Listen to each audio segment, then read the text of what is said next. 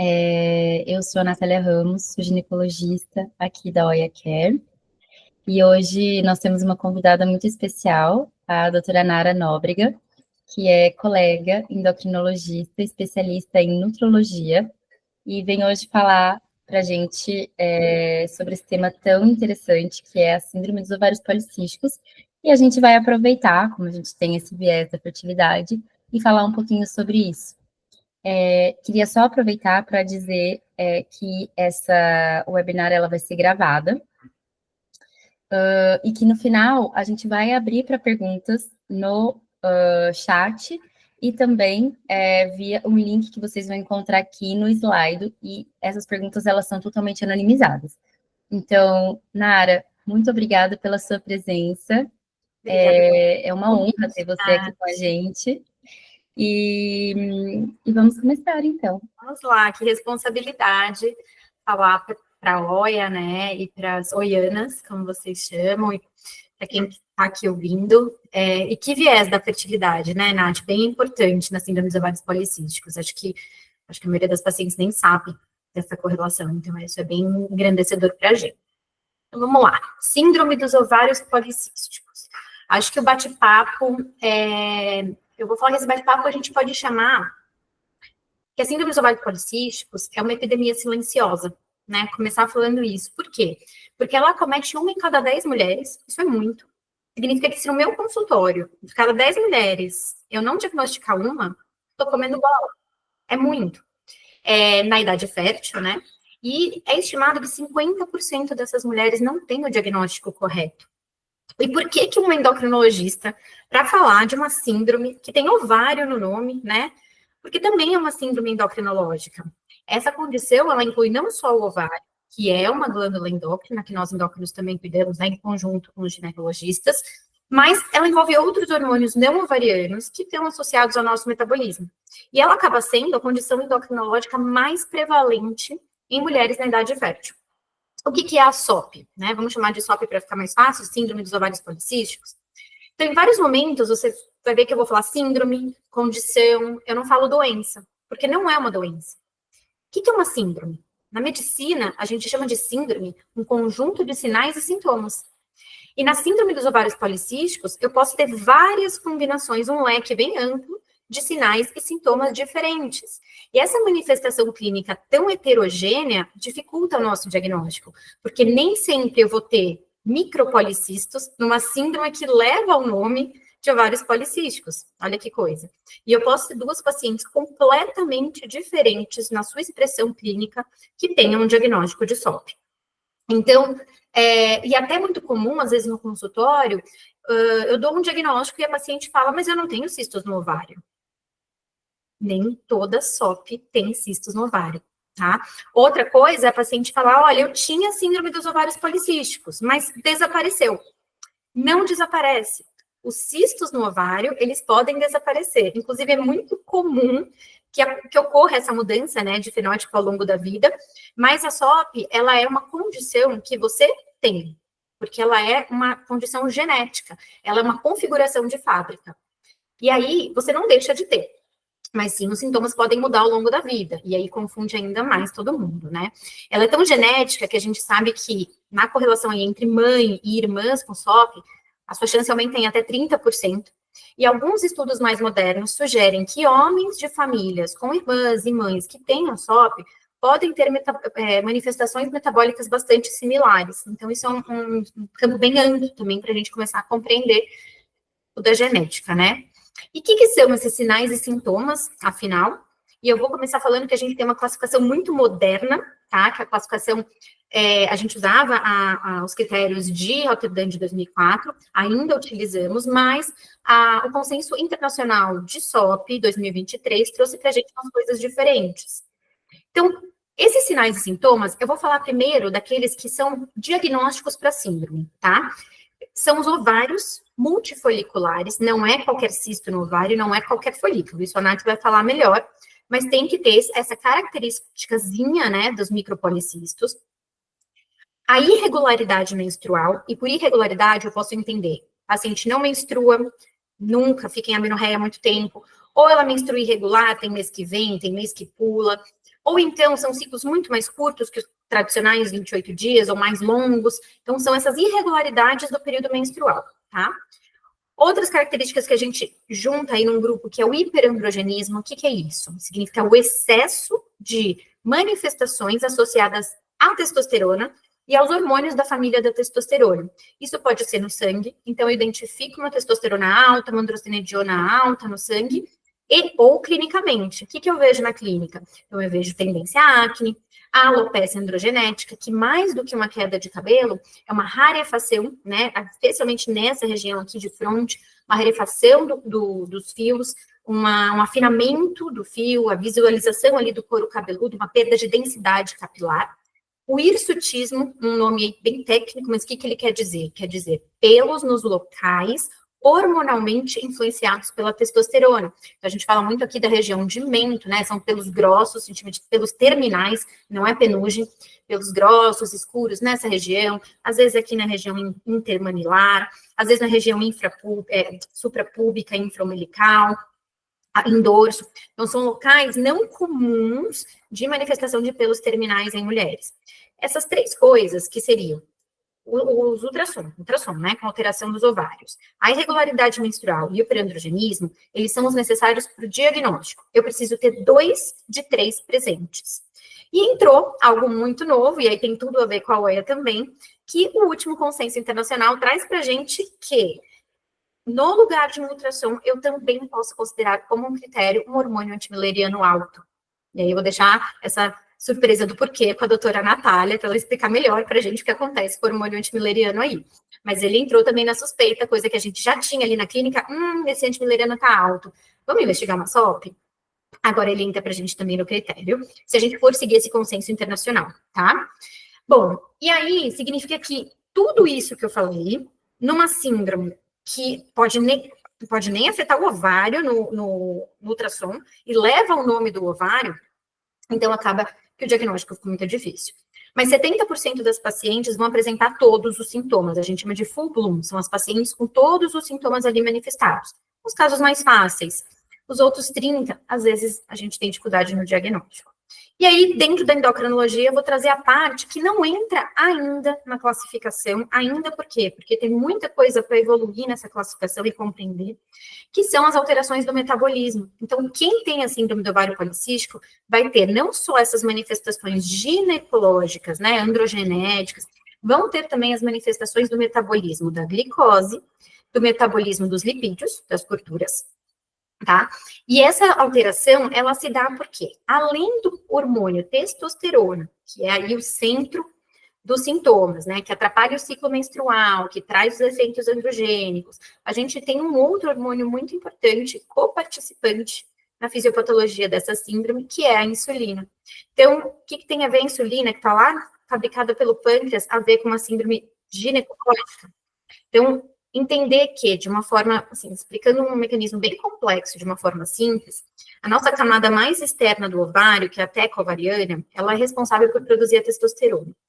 Quem tem essa configuração de fábrica, né, essa tendência genética de ter ovário policístico, a síndrome, né, não ovário, ela produz mais testosterona do que deveria nessa camada da teca ovariana.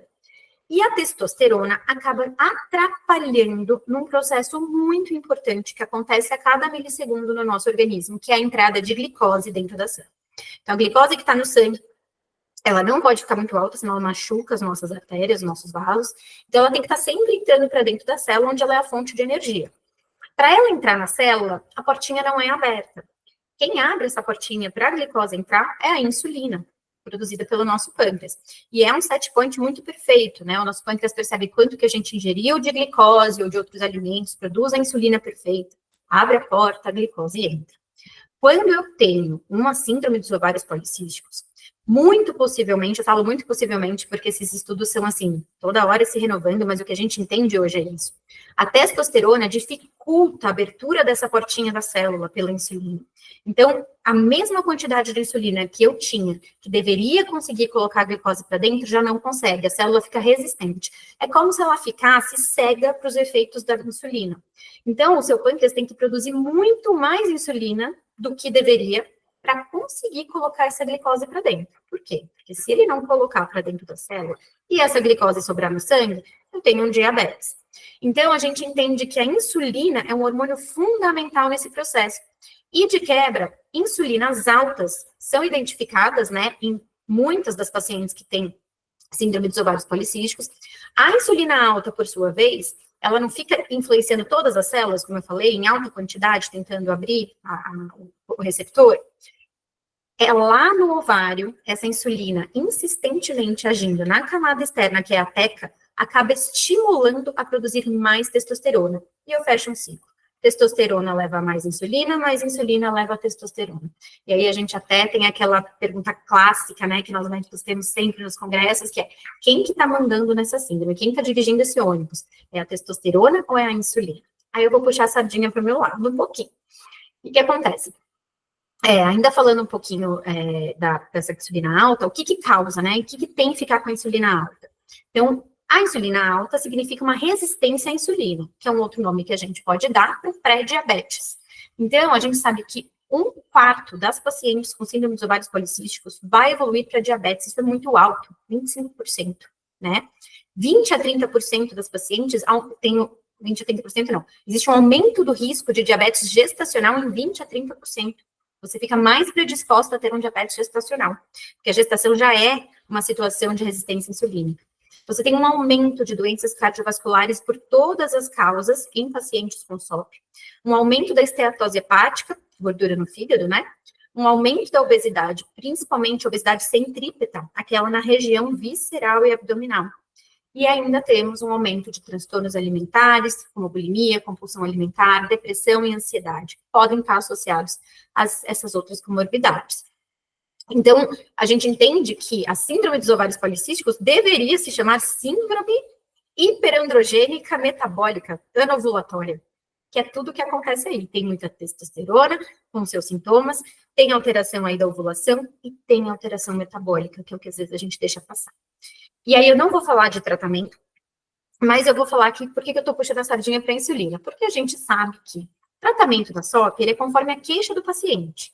Não é um conjunto de sinais e sintomas, então a gente tem que controlar, não é cura, é um controle de sinais e sintomas, que a doutora Natália vai falar. Mas a gente sabe que, independente se eu tenho uma paciente cuja queixa principal é a menstruação, ou o hiperandrogenismo, né, pelo, seborreia, acne, alopecia androgenética, se a questão é o peso, independente da queixa dela, para todos os fenótipos, para todos os tipos de ovário policístico, eu tenho um benefício enorme na redução de peso, caso essa paciente esteja numa composição corporal com excesso de gordura, tá? E tenha um benefício de exercício físico, principalmente do exercício físico, porque além de melhorar o peso, ele melhora por si a resistência insulínica. Em estudos comparados de medicações para diabetes e exercício físico, ele consegue fazer um papel tão bom quanto. O nosso músculo é o único órgão em que o receptorzinho ali da célula abre sozinho para a glicose entrar sem eu precisar da insulina. Então, ele ajuda nessa questão da hiperinsulinemia. Então, curioso, se eu controlo a insulina, eu melhoro os sintomas da SOP. Então, só perdendo peso, caso tenha indicação, fazendo exercício, muitas vezes eu vou melhorar a acne, a paciente volta a menstruar. Compensação, se eu só tratar a testosterona, fizer ela baixar de uma forma hormonal ou não, eu não vou corrigir a SOP. Então, baixar a testosterona não vai corrigir a minha menstruação necessariamente, não vai resolver minha fertilidade necessariamente, não vai resolver o peso. Ou seja, quem está mandando aqui? Será que é a insulina? Será que é a testosterona? Né? Vou deixar com a doutora Natália responder para a gente um pouquinho, então.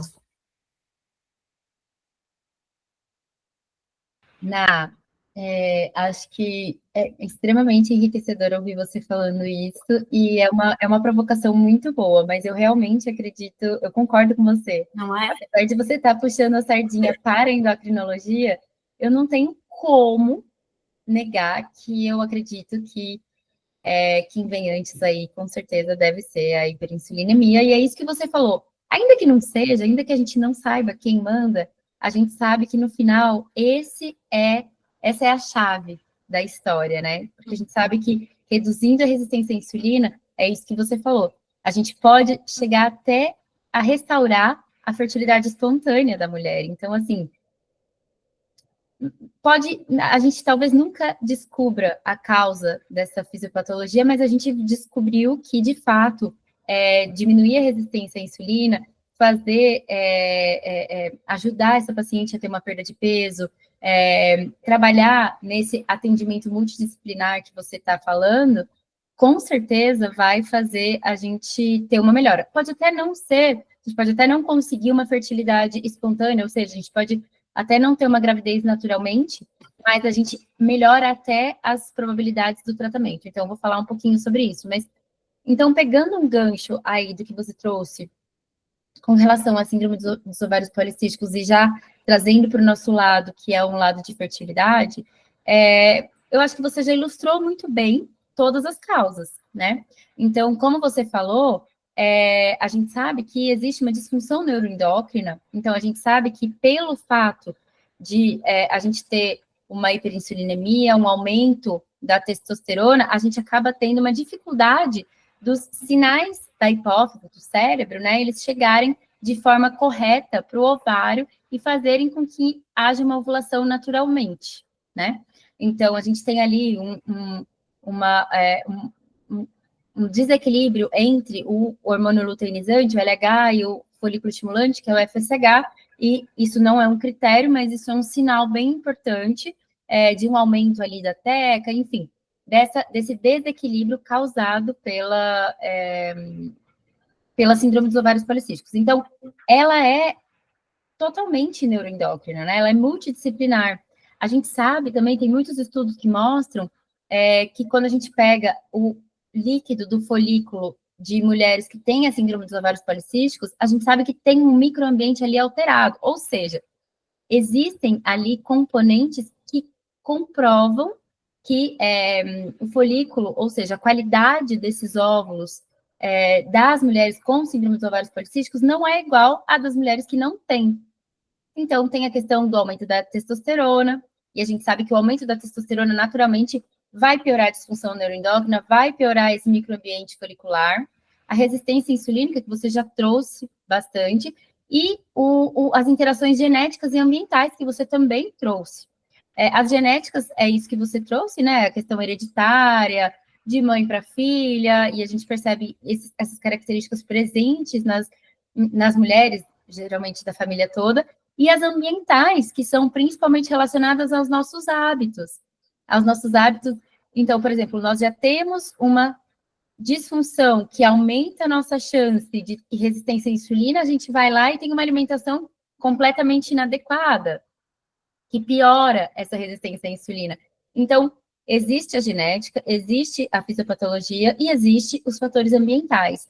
Então, por isso a gente precisa entender que quando a gente está falando de síndrome dos ovários policísticos, não necessariamente a gente está falando de infertilidade, tá, gente? Porque, assim, 50% das mulheres que não ovulam, elas vão engravidar espontaneamente. Então, com certeza alguém aqui já escutou uma história de meu Deus, eu tinha uma amiga que tinha síndrome dos ovários policísticos, ela não usava nada, porque o gineco dela falou que ela nunca ia engravidar, e ela engravidou sem nem saber, né? Então, com certeza aí a gente tem amigas nessa situação. Então, é muito perigoso. Por quê? Porque a ovulação, ela pode ocorrer numa mulher que não está menstruando, então é muito frequente isso acontecer. Eu não menstruo. Eu menstruo 1, 2 vezes no ano. Mas nessas 1, 2 vezes no ano que você menstruou, você ovulou 14 dias antes, mais ou menos. E você não tem como saber que você estava ovulando. Obviamente, a não ser que você estivesse fazendo testes e etc. Mas numa pessoa que está ali sem acompanhar, ela não vai saber que ela está ovulando. Então, ela engravida sem menstruar. Então, as pessoas falam assim, é possível engravidar sem menstruar? Depende. Pode ser possível, sim. Se tiver um ciclo ovulatório, pode ter uma gravidez. Então, isso é uma grande lenda que a gente precisa desmistificar. Todas esses componentes que a doutora Nara trouxe, que a gente está falando, eles levam à causa da infertilidade na síndrome dos ovários policísticos, que é a anovulação. Então, essa doença é uma doença muito perigosa, Ná, você trouxe um termo no início, e silenciosa. Eu adorei esse termo. Ela é uma doença silenciosa porque ela não causa só a infertilidade, ela não pode causar só a infertilidade, ela pode causar todas essas outras questões que a doutora Nara trouxe. Então, questões, disfunções de imagem, depressão, obesidade, síndrome metabólica, que é um pouco de tudo isso, né? Aumento da pressão, aumento da diabetes gestacional, tudo isso que são doenças graves para a nossa vida. E como a gente deve manejar as pessoas que têm síndrome dos ovários policísticos? A Ná trouxe já um pouco disso, mas para todas as pessoas, a gente tem que olhar para isso, para genética, para meio ambiente e para alimentação. Além disso, a gente também tem que pensar num tratamento multidisciplinar. Então, o endocrinologista com o ginecologista, e se a gente está falando de uma mulher que quer engravidar, aí é melhor ainda a gente falar com um ginecologista que consiga olhar para a fertilidade, né? Que a gente tem um nome nessa área, que é o infertileuta. Bom, de qualquer maneira, a gente precisa levar em consideração tudo isso. Então, a parte de reeducação alimentar, e a gente tem uma dieta que ela é mais propensa a diminuir a resistência à insulina, que é a dieta low carb, uma dieta hiperproteica, né? Ela não é adequada para todo mundo, mas para essas mulheres que têm uma síndrome dos ovários policísticos, um aumento da resistência à insulina, um hiperandrogenismo, elas vão ter um resultado. Elas podem não voltar a ovular, mas nós que mexemos ali na parte da fertilidade, a gente vai conseguir também melhorar a qualidade dos resultados do tratamento. Além disso, a gente ter muita atenção com o nosso estilo de vida, praticar exercícios físicos, como a Ana trouxe. Então, os músculos, eles são capazes de diminuir a resistência à insulina. Então, uma coisa complementa a outra. E o que a gente não consegue mexer tanto é a genética, mas a gente tem que entender que esse componente, ele existe, mas quando a gente agrega tudo isso aqui, a gente consegue controlar os efeitos da genética.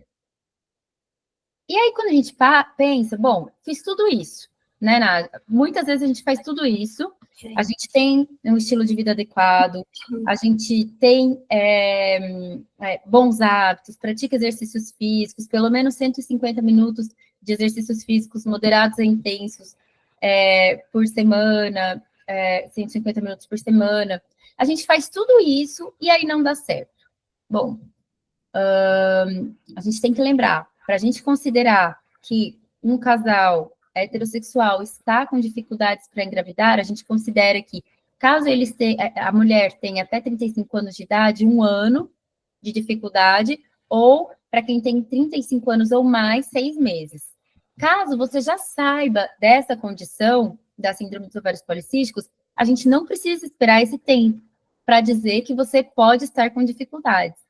E uma outra questão é que todas as vezes que a gente está olhando para um casal heterossexual, a gente não olha só para a mulher. Então, eu sempre falo que muitas vezes a gente já vem com essa questão, meu Deus, eu sei que ela tem SOP, então o problema é esse, eu vou olhar para ela e pronto, não vou olhar para o casal como um todo. A gente tem que olhar para os dois. A gente está falando de um casal.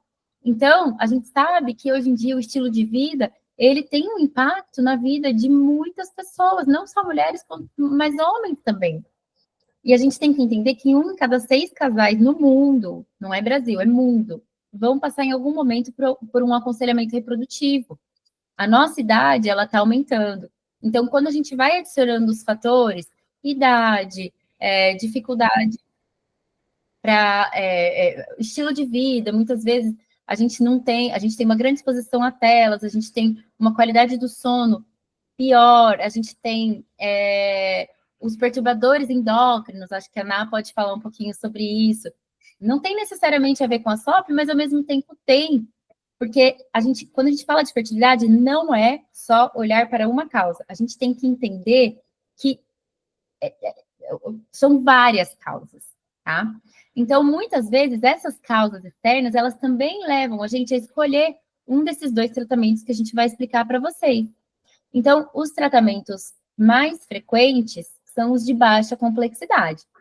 Caso a gente perceba que o casal, ele tá tudo bem, mas a gente viu que a gente precisa expor essa mulher a possibilidades de uma gravidez, a gente tenta fazer com que ela ovule.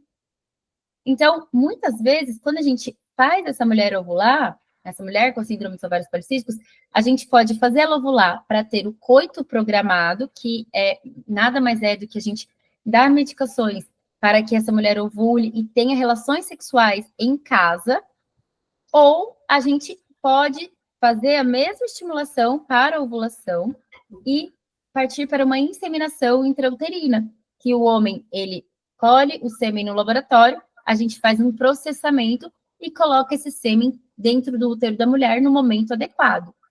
Isso também vale para outros casais, vale para mulheres que querem engravidar sozinhas, né, para maternidade solo, ou para casais homoafetivos de mulheres, no qual a gente também estimula a ovulação e usa sêmen de doador para a gente conseguir fazer a inserção do sêmen dentro do útero dela no momento mais adequado, que é o momento que ela vai ovular. Bom, ainda assim, gente, principalmente na síndrome dos ovários policísticos, lembra que eu falei que a gente tem uma disfunção neuroendócrina? Então, algumas mulheres não vão responder ao tratamento. Algumas mulheres, e uma boa parcela, ou não vai responder ao tratamento, ou vai responder de uma forma inadequada. E qual seria a forma inadequada? Ao invés da gente ter 1 ou 2 folículos, no máximo, a gente tem muitos. E aí, a gente corre o risco de uma gravidez múltipla, ou seja, aquela história de 2 ou mais bebês. E por que a gente não gosta de gravidez de gestações múltiplas? Porque as gestações múltiplas, elas trazem um risco tanto para a mãe quanto para os bebês.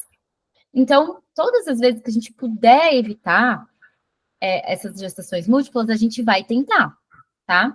Então, quando uma mulher com síndrome dos ovários policísticos tem uma resposta, uma hiperresposta, que a gente chama, geralmente a gente fala, olha, não dá para ter relação sexual em casa, não dá para fazer inseminação intrauterina, a gente tem que partir para a alta complexidade, que é uma fertilização in vitro.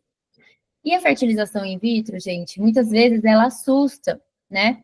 Porque as pessoas ainda têm um preconceito e um olhar de que, ah, meu Deus, mas eu não gostaria de passar por isso, de ter um bebê assim, de uma forma artificial e etc. Mas eu gosto de olhar para ela, como uma solução, como um avanço da medicina que a gente tem para melhorar a qualidade de uma gestação, para diminuir os riscos de uma gestação múltipla, para também preservar esses embriões numa fase que a mulher ainda esteja mais jovem, né? Então, um exemplo, uma mulher de 35 anos vai fazer uma fertilização in vitro, porque ela tem síndrome dos ovários policísticos, ela acaba conseguindo guardar 5, 6 embriões, ela engravida de um com 35, e depois com 39 ela volta, porque ela quer o segundo. E aí, esses embriões, eles têm a qualidade dos 35 anos dela. Então, diminui o risco de cromossomopatias, aumenta a chance de uma gravidez saudável, diminui o risco de um aborto espontâneo, que são eventos traumáticos na vida de uma mulher, de um casal, né? Então, a fertilização in vitro, ela vem para nos dar uma chance melhor de uma gravidez única, né? De só um bebezinho, mas também para contornar esses outros problemas que podem estar relacionados, principalmente com o nosso envelhecimento. E eu sempre brinco que os 40 são os novos 20. Então, hoje em dia, 40 anos, às vezes a pessoa está tendo o primeiro, ou vai partir para o segundo bebê. Então, eu acho que a fertilização, ela vem muito, ela vai muito bem com a questão da síndrome dos ovários policísticos. E a gente tem que desmistificar que ela é um tratamento ruim, né? Que ela é um tratamento agressivo. Não é, obviamente. A gente aumenta de forma suprafisiológica, momentaneamente, os nossos hormônios produzidos pelo ovário. Mas isso não aumenta nenhum risco de câncer. Pelo contrário, a gente já viu que o risco relativo para um câncer de mama, um câncer de ovário, ele aumenta depois de 12 estimulações ovarianas, ou seja, 12 FIVs. Então, é um método seguro, é um método que está aí para nos mostrar que muitas pessoas que antes não conseguiam ter filhos, hoje conseguem ter filhos. Então, eu gosto de olhar para ela como uma possibilidade. E acho que como mensagem, acho que eu queria te chamar para trazer uma mensagem, para amarrar toda essa nossa conversa, mas do meu lado, eu acho que eu trouxe, que é uma síndrome que tem que ser cuidada por muitos profissionais, e não só por um profissional.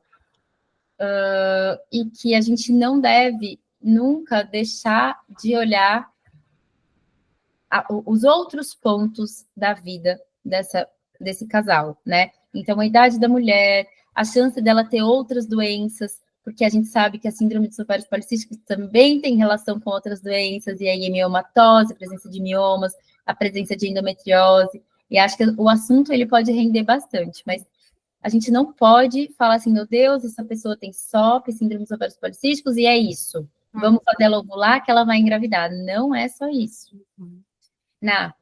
Eu acho que se a gente pudesse ter uma take home lesson, né, uma coisa, mensagem que fica, algumas, né, uma delas eu diria que genética não é destino. Então, a genética, de novo, como eu falei lá no começo, ela nada mais é do que a sua configuração de fábrica. Agora, se você vai pôr aquilo para funcionar, se você vai ativar esse gene, se a gente vai observar a epigenética, o que é epigenética? Epigenética é a interação da sua configuração de fábrica, ou seja, da sua codificação genética, associada ao seu estilo de vida, aos seus hábitos e ao ambiente que você está inserido. Essa associação é capaz de ativar um gene. Por isso que a gente tem tantas manifestações diferentes de síndrome dos ovários policísticos. A gente tem uma primeira mulher que foi descrita lá atrás com a síndrome dos ovários policísticos com um fenótipo, e hoje eu posso diagnosticar com vários fenótipos. Então, eu posso ter obesidade, eu posso ter IMC normal, eu posso ter uma mulher que menstrua, uma mulher que não menstrua. Eu posso ter alguém que tem acne, eu posso ter alguém que não tem nada, nem de comedões, né? Então, genética não é destino, nós somos responsáveis por ativar ou não ativar essa genética. Então, lembrar que a gente está falando de uma síndrome que tem um nome ingrato. Ela é silenciosa nas suas manifestações mais perigosas, que são a infertilidade e as doenças metabólicas. Uma pessoa com ovário policístico ali na faixa dos seus 18, 19, 20 anos, ela nem está pensando na fertilidade dela lá na frente. Então, se ela não recebeu esse diagnóstico, ela não consegue se preocupar com isso no futuro. Então, isso já é um problema para a gente tem que estar mais atenta e as pessoas têm que se informar mais para conseguir buscar, questionar seus médicos, buscar um diagnóstico. Então, se ela traz o problema de uma paciente com ovário policístico, né, no início, é minha acne, eu não menstruo, ninguém nunca falou para ela, olha, essa situação pode ter um impacto de fertilidade lá na frente, você pode ter um diabetes lá na frente, você tem que tomar mais cuidado, a sua gestação está mais propensa a ter um diabetes gestacional, o colesterol fica muito no básico, né, Nath? O que a gente vê? Pessoas chegando, eu tenho ovário policístico, eu não menstruo direito e eu tenho acne. Não, a parte silenciosa é o que mais preocupa a gente, que é a parte metabólica. Eu falo para minhas pacientes com síndrome dos ovários policísticos, você lá na frente tem mais risco de ter uma hipertensão, um infarto, um AVC. Você não pensa nisso quando você é jovem, mas você cuida disso enquanto você está jovem. E de quebra, você melhora a sua fertilidade, porque você melhora o microambiente inflamatório em que seus óvulos estão inseridos. Síndrome dos ovários policísticos nada mais é do que uma síndrome muito inflamatória. Então, acho que o recado fica um pouco de você determina o quanto você expressa a sua genética, né? Ela não é seu destino, você tem o que fazer da sua parte, que é ter bons hábitos, é importante para todo mundo, mas nesse caso ele é remédio, né? O exercício é remédio, a alimentação ela é remédio. Eu acho que eu deixaria isso como mensagem. E assim, a gente vê muito na mídia, algumas doenças às vezes se destacam porque alguém da mídia fala, então tem hora que todo mundo está falando de endometriose, e aí a gente recebe um monte de paciente no consultório, será que eu tenho endometriose? Daqui a pouco é o lipedema, e a gente recebe no consultório, eu acho que eu tenho lipedema. Às vezes às vezes não é. Poxa, vamos colocar mais também a síndrome dos ovários policísticos. Afinal, me corrige, Nath, eu acho que é a causa reversível, né, mais comum de infertilidade, né, disparada. É sim, com certeza. Das mulheres, sim. Das mulheres... Tem a idade, né? Eu acho que ela e a idade. Com certeza, hoje temos a idade também, né? Mas é muito importante. E aí, gente, 70% dos casos endocrinológicos em mulheres na idade fértil. Mais do que um hipotireoidismo, né? É a grande maioria. Então, tem muita gente subdiagnosticada, a gente tem que se informar, você tem que informar suas amigas, você tem que informar, se você tem uma irmã, você tem a síndrome, você avisa a sua irmã, vai investigar isso, se a sua mãe tem, fique esperta. Então, colocar isso mais, né, em discussão, para que a gente tenha cada vez mais diagnóstico e tratamento. Com certeza, Ana. Eu acho que é isso. Eu sinto a mesma coisa que você. É uma síndrome, uma condição pouco evidenciada e que tem pouco holofote nela, né? E é uma doença silenciosa que, de fato, precisaria de mais informação. Então, fico feliz. Tentando trazer, né? A gente está tentando dar uma ênfase para ela aqui. De fato, o hormônio antimileriano, ele é um hormônio que a gente tem estudado cada vez mais na ginecologia, né? Acho que no endócrino também. Você me corrige, mas não sei. Na gineco, ele é bem controverso. Muitas pessoas falavam que ele não servia para nada e etc. O que a gente sabe é que ele expressa a quantidade dos folículos ovarianos. E que a gente sabe que quem tem essa questão, essa condição de ter um aumento ali da teca, um aumento do número de folículos, consequentemente vai ter um aumento do hormônio antimileriano.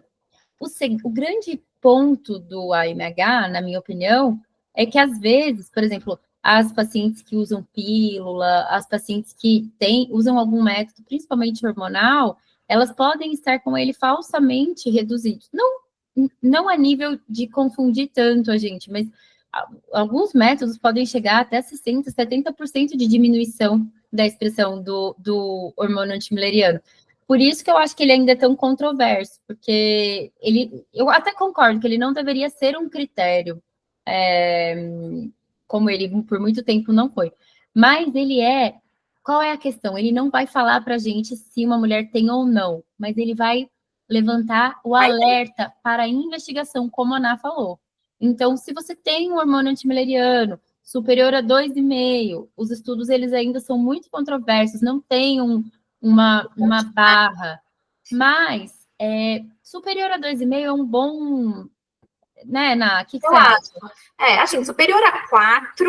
com certeza. Aí, assim, precisa muito para não ser um ovário policístico ainda, muito. Mas superior a 2,5, acho que já vale a investigação. Vale a investigação. Né? Eu acho que já concordo. Vale olhar com cuidado. Eu concordo. Gente, fertilidade e metabolismo é tudo que a gente precisa, elas andam juntos, né? A gente precisa ter esse cuidado. A gente informa depois por aqui pelo WhatsApp da OIA o contato da clínica da doutora Nara. Aqui a Ana está deixando também o Instagram da doutora Nara e a gente também tem algumas perguntas, eu acho, ali no nosso slide. E agora a gente abre. Se alguém quiser fazer alguma pergunta, não tiver constrangido por abrir o microfone, fiquem à vontade, a Ana vai dar esse suporte aqui para a gente. Se não, podem fazer as perguntas via chat mesmo. Obrigada, Nath. Boa noite, gente. Eu sou a Ana Vitória, trabalho no time de marketing da OIA e hoje eu vou fazer a mediação das perguntas. Então, para quem não viu no chat, eu deixei o link do Slido, que é uma plataforma onde vocês podem fazer as perguntas de maneira anônima, caso vocês se sintam mais confortáveis para falar com a gente desse jeito. E também, se alguém quiser abrir o microfone e fazer uma pergunta diretamente para as doutoras, é só levantar a mãozinha aí na parte de baixo que eu vou liberando vocês, tá bom?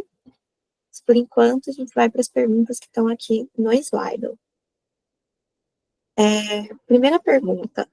Existe algum exame ideal para fazer para saber se você tem SOP? O que você acha, Nath? Não, responde você. Vamos lá. Exame ideal, primeira coisa que a gente tem que pensar conversa, exame físico, anamnese, uma boa consulta ginecológica, porque eu acho que é o primeiro contato realmente feminino, né, na consulta ginecológica, mas se você já tiver um endocrinologista, uma boa consulta, uma boa conversa, o diagnóstico, ele sai 90% dessa conversa. Os 10% somos nós confirmando, né, Nath, pedindo o exame confirmatório. Agora, pensando assim, em fazer um exame, será que eu tenho? É muito difícil, porque eu posso ter uma testosterona alta no sangue, sozinha, isolada, e não fazer parte da síndrome. Eu posso ter um paciente com acne, uma paciente com acne, alopecia androgenética, e isso não configurar uma SOP.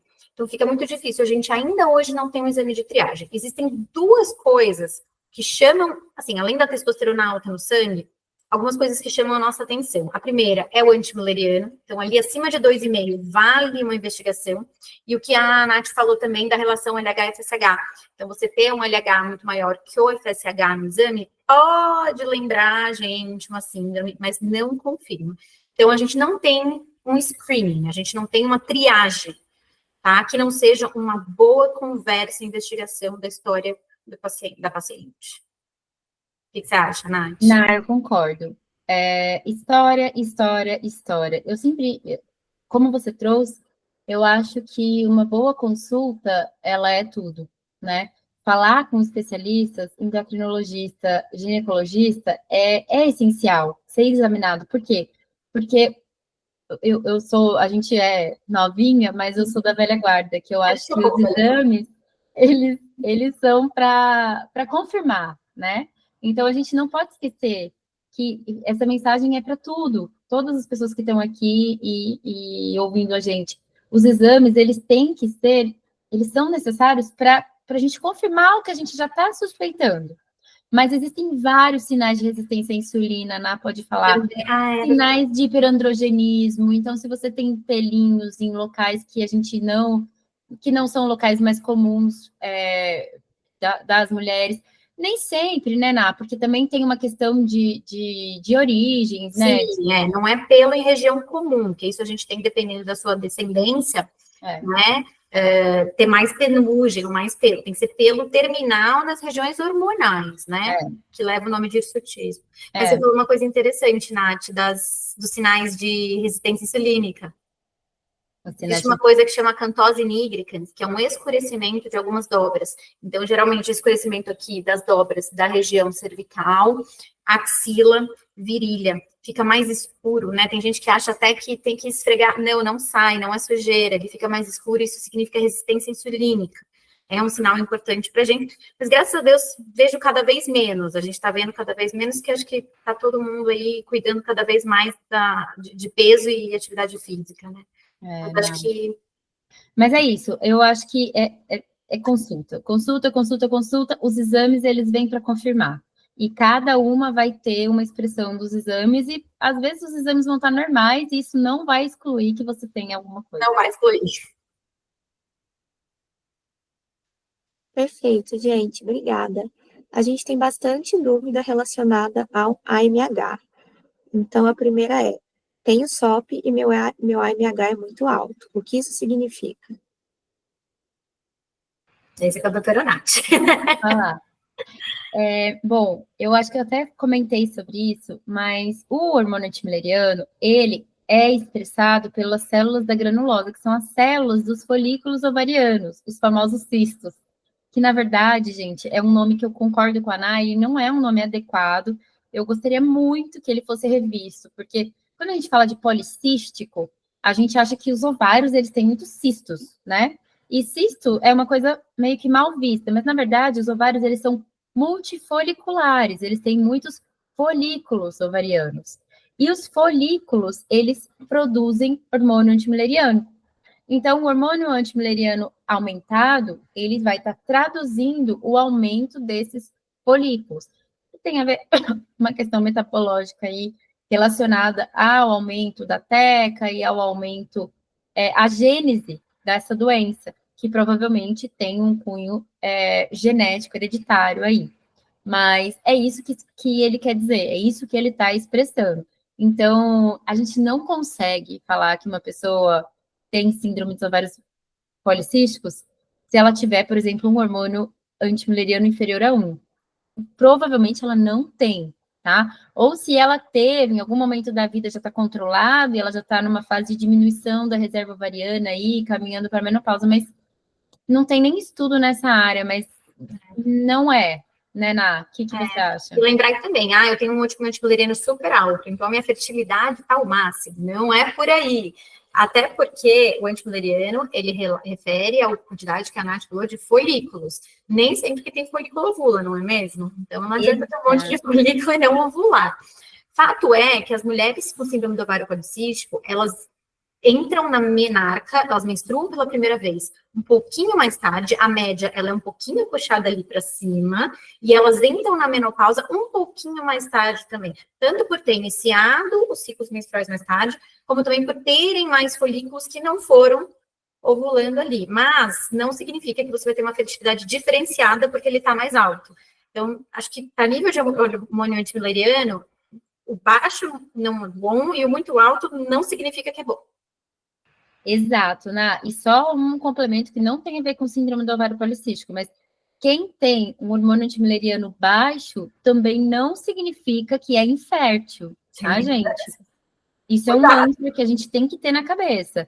Baixa reserva ovariana, hormônio antimileriano baixo não é igual à infertilidade, tá? Do mesmo jeito que ele alto não é igual à fertilidade. Acho que a gente tem que usar o antimulleriano muito mais para planejamento, para visualizar o que você quer, para aquilo te guiar, acompanhar a queda dele ou não, a manutenção, muito mais do que usar ele como um indicador pontual de fertilidade, porque aí ele não vai ajudar a gente, né, Nath? Ele vai mais atrapalhar, Total. Vai gerar confusão. Por isso, assim, qualquer exame sempre interpretado pelo médico que te pediu, sempre. Nós, médicos, nós temos que saber por que nós estamos pedindo um exame. Senão eu vou tratar uma laboratorite, eu não vou tratar um indivíduo. Né? Então, eu não trato um antimileriano, eu conduzo um tratamento de um paciente. Então, sempre interpretar, não é sobre valores. Se tivesse uma tabelinha, né, seria fácil. Aí a gente nem precisaria existir, né? Não é. Era jogar lá no algoritmo. A inteligência artificial falaria pra gente. Gente, temos uma pergunta aqui que ela é bem generalista, mas eu acho que já ficou coberto, que é entender a relação entre o RAM e SOP.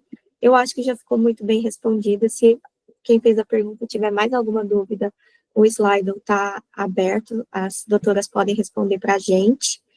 E aí, tem uma aqui que é: o que é uma testosterona alta para uma mulher? Qual resultado pode ser indicativo para investigar mais?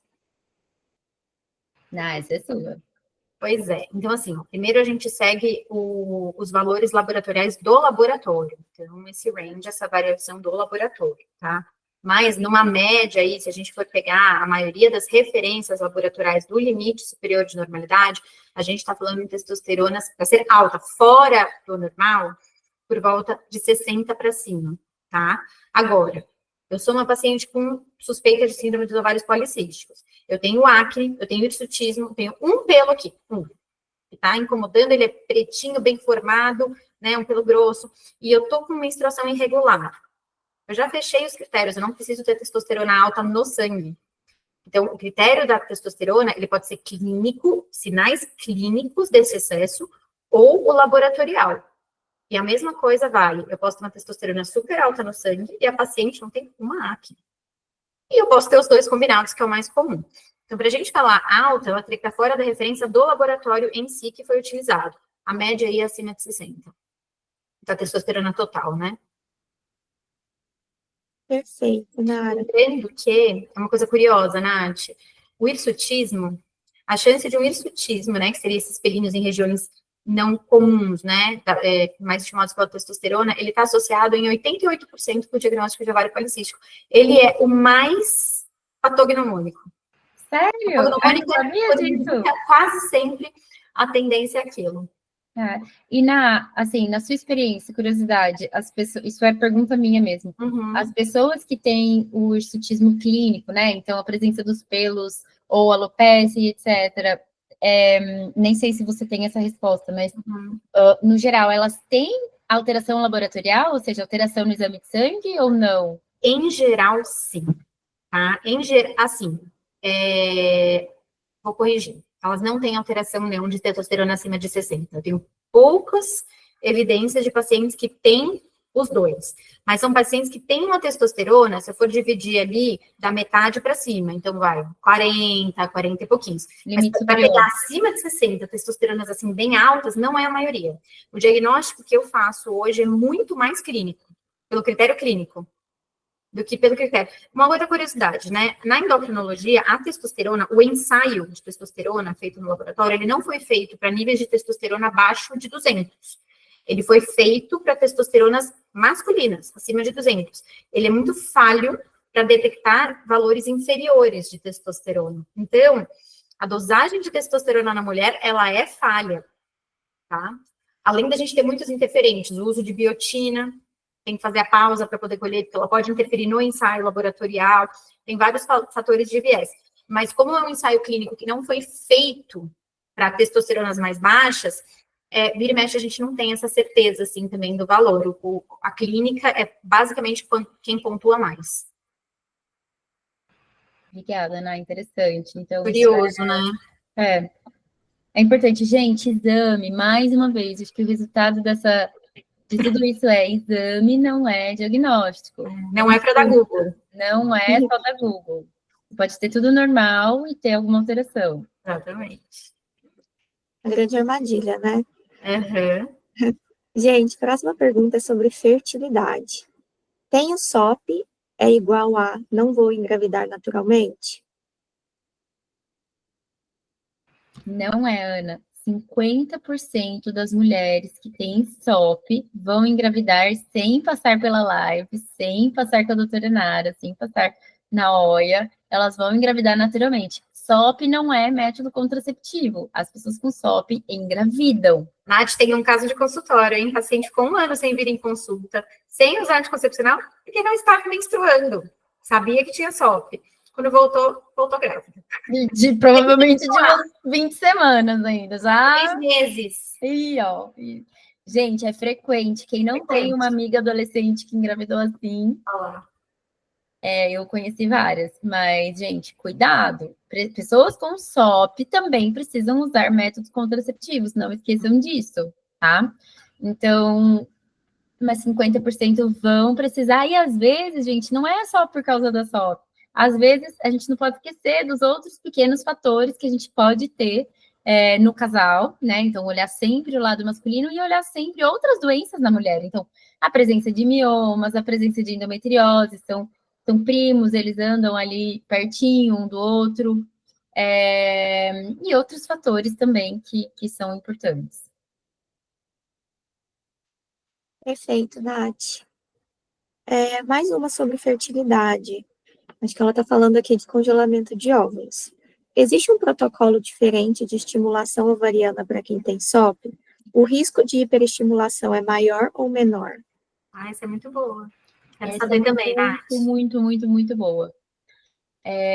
Bom, todas as vezes que a gente está falando de congelar óvulos ou pegar óvulos para fazer uma fertilização in vitro, a gente está falando de uma hiperestimulação ovariana, né? Então, a gente fazer um estímulo de mais do que um folículo crescer. Agora, eu acho que aqui essa pergunta quer dizer é sobre o risco de síndrome de hiperestímulo ovariano. A síndrome de hiperestímulo ovariano é, sim, um risco muito grande, principalmente para mulheres que têm o hormônio antimileriano superior a 2,5.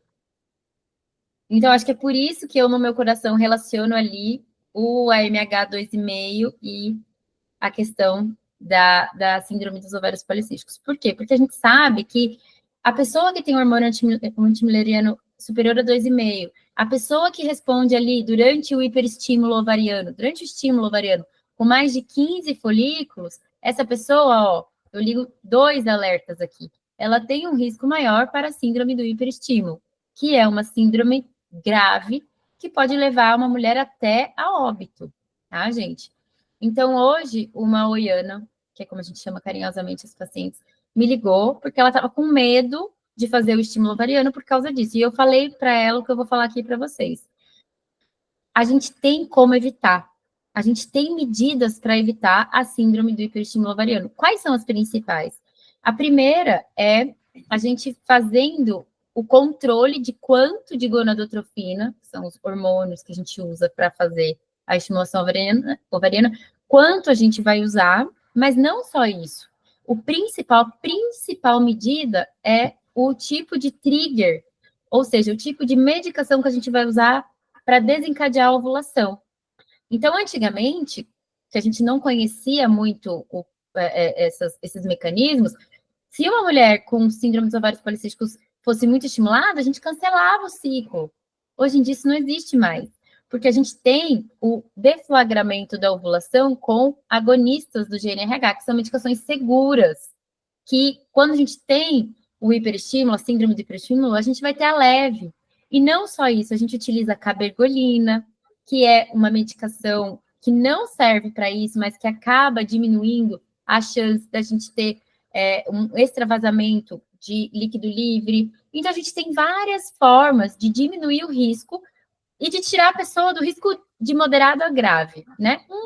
Uma síndrome do hiperestímulo leve, que a gente vai manejar em casa, a gente tem, mas uma moderada grave com internação não é mais aceitada nos dias de hoje. Então, sim, síndrome dos ovários policísticos é um risco maior para a síndrome do hiperestímulo ovariano, desde que não bem manejada. Então, hoje em dia, um bom especialista de fertilidade tem que saber manejar isso e não deixar isso acontecer. A gente não pode aceitar a síndrome do hiperestímulo ovariano moderada grave hoje, dia 29 de outubro de 2024. A gente não pode. Nossa, Nath, tão importante você falar isso, eu vou até compartilhar um caso da semana passada. Eu fiz um diagnóstico retroativo de síndrome dos ovários policísticos. O paciente me procurou por ganho de gordura visceral, acne e alopécia, né, androgenética. E aí ela começou a me contar que ela fez um congelamento de óvulos e ela foi parar na UTI por síndrome do hiperestímulo ovariano, super grave, foi horrível. Aí eu falei para ela, tem pelo? Tem. Tinha hirsutismo, tinha acne, tinha alopecia androgenética. Você menstruava regular? Não, às vezes vinha, às vezes meu ciclo pulava.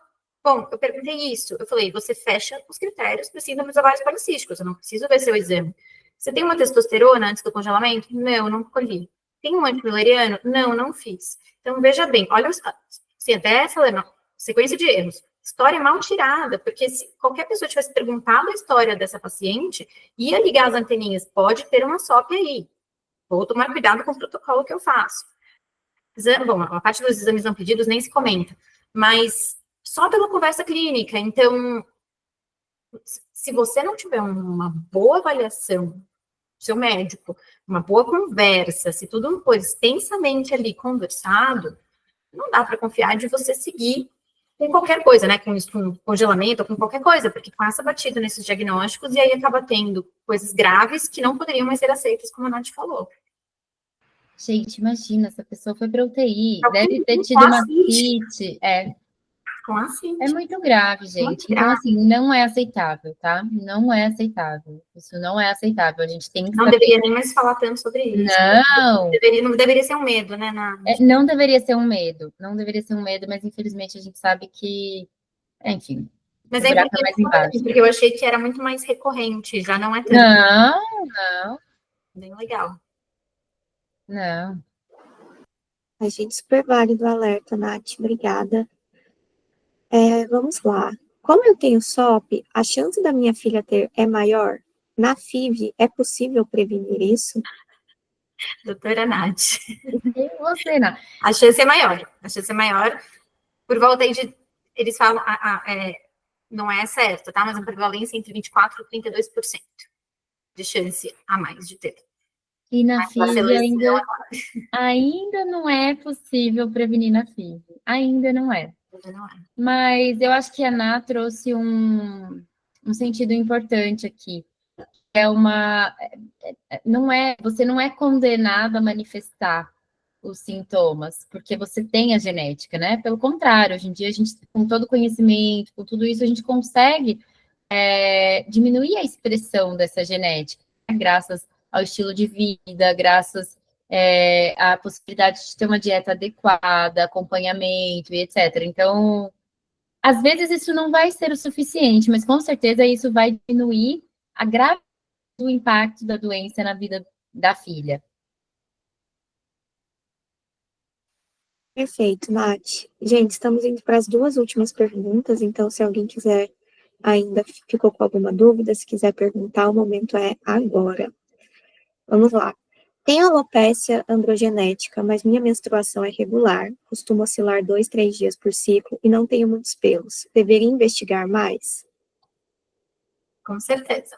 Nem toda alopecia androgenética é por síndrome dos ovários policísticos. Você pode ter uma manifestação de alopecia androgenética per se, mas vale a investigação, porque, de novo, critério menstruação, existem fenótipo C, Nath, que eu preciso da ajuda dos universitários aqui. Não lembro também. Mas tem o fenótipo, se eu não me engano, é o fenótipo C. Eu acho que eu sei que não tem nada. Com menstruação regular. Eu não me engano. Então, a pessoa tem os sinais hiperandrogênicos, mas a menstruação é Isso, eu sei. É o C, não é? Ela ovula normalmente. Ela ovula normalmente. É o mais perigoso, né? É o mais difícil de diagnosticar, porque a paciente ovula. Então, você perde o critério da anovulação, você perde o critério do ultrassom, porque não tem micropolicistos, não é multifolicular, e você fica só com o critério clínico androgenético. E aí você precisa se basear no LH, no FSH, olhar a relação, olhar o antimileriano, olhar o histórico familiar, olhar a resistência insulínica, né? Então, aí você tem que se basear em outros critérios para montar esse quebra-cabeça. O que eu falo muito nas pacientes eu tenho uma caixinha do diagnóstico. Muitas vezes eu consigo te colocar dentro dessa caixinha do diagnóstico e ótimo, demos o nome para sua síndrome. Às vezes você fica encostada na parede da caixinha e não consigo te colocar dentro porque o critério não permite, mas eu vou te tratar igual porque é a mesma coisa. Então, muito provavelmente a sua alopecia androgenética vai receber um tratamento parecido com o de um SOP, que tenha a queixa de alopecia androgenética, né? Mas tem que investigar sim. Eu investigaria. Você investigaria, Nath? Com certeza. No mínimo para falar que não é. Exatamente. Para descobrir que é, de fato, uma alopecia androgenética isolada. Exato. Que também é hereditária, né? Perfeito, gente. Última pergunta. O ideal seria só coletarmos testosterona se houver alguma suspeita clínica de SOP? Ou faz sentido fazer esse exame mesmo sem a clínica de SOP? O que você acha, Nath? É sua, mas não é um exame de rotina. Na minha opinião. Como a gente tem esse exame não é tão fidedigno, ele não é tão fiel para valores femininos de testosterona, ele pode vir cheio de erros, ele pode, né, não refletir a realidade, então você pede, você gera uma confusão, sendo que você não tinha sintoma. Então, acho que é importante pedir se você tiver a suspeita, né, se você tiver motivo para pedir. E aí você pede não só a testosterona, mas você pede outros da família da testosterona, de hidrotestosterona, androstenediona, você vai sulfato de DHEA. Inclusive, vale falar que o critério de SOP, para que você feche o critério, né, com essas opções que eu falei, você precisa excluir outras causas. Tem uma causa aí muito importante, que é a hiperplasia adrenal congênita, precisa ser excluída, existe um exame específico para a gente fazer para essa exclusão, porque ela imita a SOP direitinho, mas é outra condição, a questão não está no ovário, está na adrenal, mas também levaria a ideia da gente pedir a testo. Então, assim, não faria como um exame de screening. Não faria. Não, eu também não. Mais uma vez, a gente pede exame para confirmar. A gente não pede exame para quem está tudo normal, até porque os erros laboratoriais, eles existem e eles podem trazer confusões que são ruins para a gente. Então, Perfeito. A gente trata da pessoa, a gente não trata o exame. Exatamente.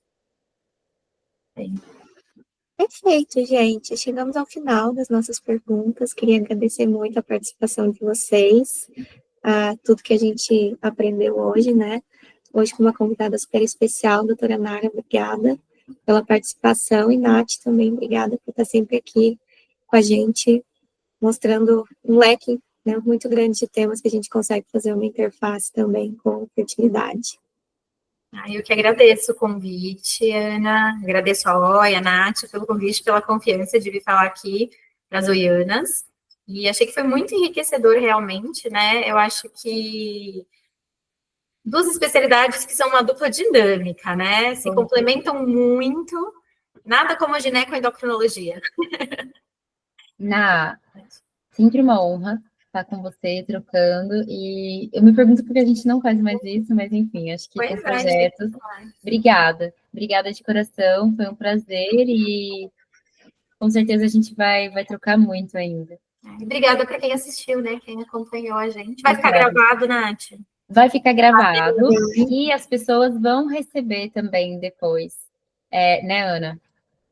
E a gente vai enviar até o final da semana, vocês vão receber o link da gravação para poder assistir quando quiser, e também uma confirmação dos nossos cupons, tanto da Oia quanto da doutora Nara. Perfeito. É isso, gente. Então, obrigada. Boa noite para todo mundo. Boa noite para todo mundo. E até a próxima, gente. Obrigada, até a próxima.